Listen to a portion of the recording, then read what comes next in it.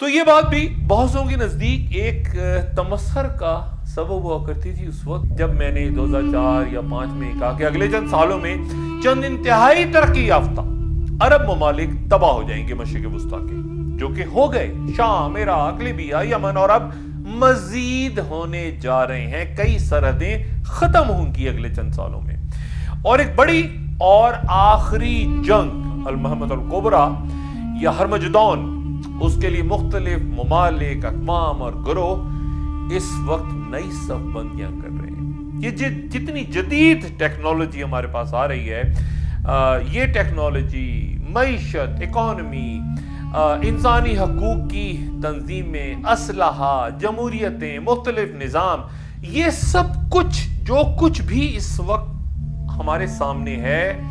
या आने वाले दिनों में तैयार होगा, ये उस बड़ी जंग में बतौर हथियार इस्तेमाल होगा।